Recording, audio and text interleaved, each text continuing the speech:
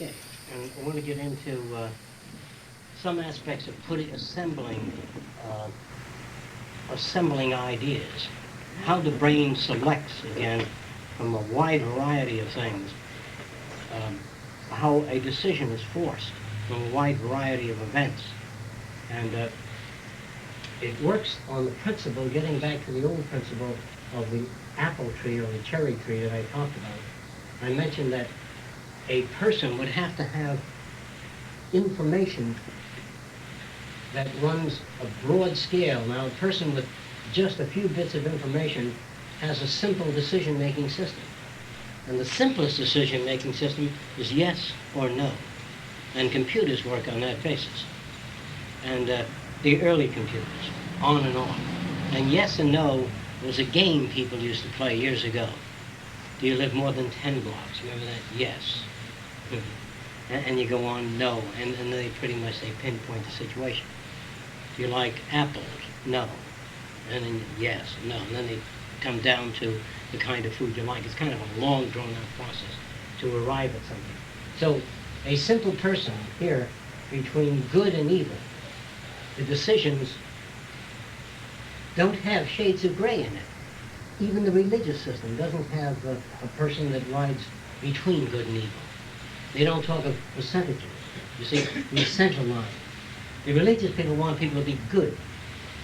And good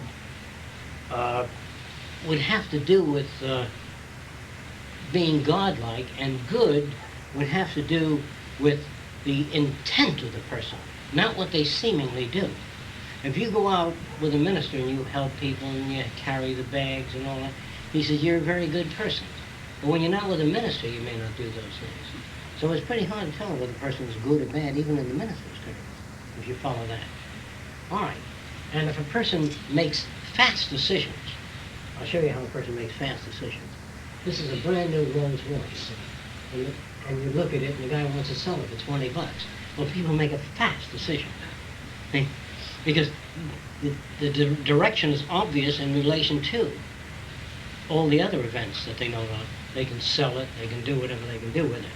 I also mentioned in the past, during World War II, in the South Pacific, I don't know why they did this, but they brought some sewing machines there for the natives. And they showed them how to use it, and they had power trucks and all that. And after the armies left, some people came back about 10, 15 years later, and they didn't see any sewing machines. They used them for anchors. Because they didn't have any power, and they weren't foot operated. At least if they were foot operated, they'd be pretty good.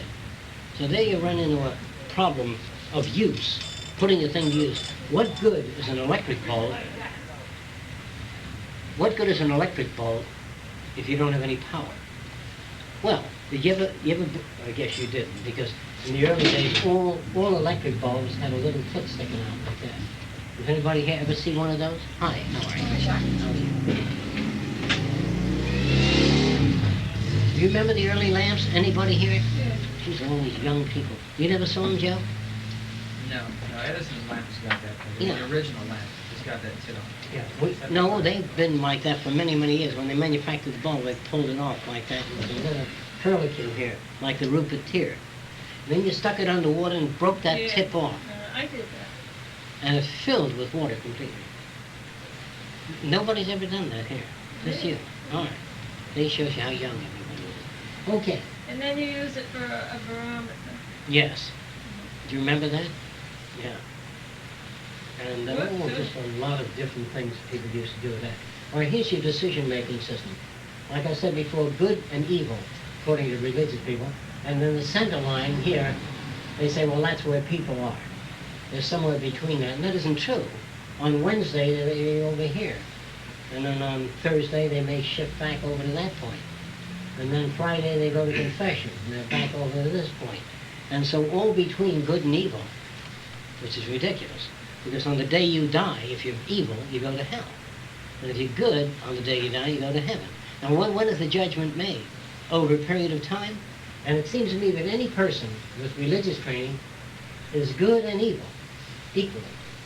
Evil meaning against the patterns established. And if it's even, then the score is 0. You don't go to heaven or hell. You go to limbo. That's between systems. All right, in our system here, we don't use the term good and evil. We use the term, is the process more effective than the earlier process? Is the system better than the earlier system? Does it take less effort to operate? Okay, if you work as a systems person, meaning working with mechanical things, you can reduce a process considerably, the complication of the process. Behaviorally, you can't. Does anybody know why? In technology, you can. I can make a sewing machine work very smooth and very fast, up to the point that a sewing machine can work. After that, in other words, if a sewing machine does a certain job, if the needle moves up and down at a certain rate, if you have a rotary spot welder on the sewing machine, seam welder, it'll weld as fast as that thing can rotate. But if you have a series of pulsating laser beams that weld, you can weld 90 miles an hour. Do you think you know what I mean? If you just scan it with a laser beam, you can weld the joint without moving the fabric. In other words, if you had a skirt on some kind of a mandrel or a mannequin, and you wanted to seam it right here, you do it with a laser beam, right down, faster than you can say Jackrabbit, you know. Simple. Now, the idea of decision making, the reason that it takes time, the decision, because the wiring in the human body is, like I said before, information moves through the body with the speed of light. But what they call consciousness moves with the speed of a roach. Because even though your brain signals move very, very fast, they would be moving so fast, you wouldn't know what the hell you were thinking about. If it really, so you slow it up. In the real world, we slow things up. And we slow it up so badly that if you say to a person, what do you want to do today?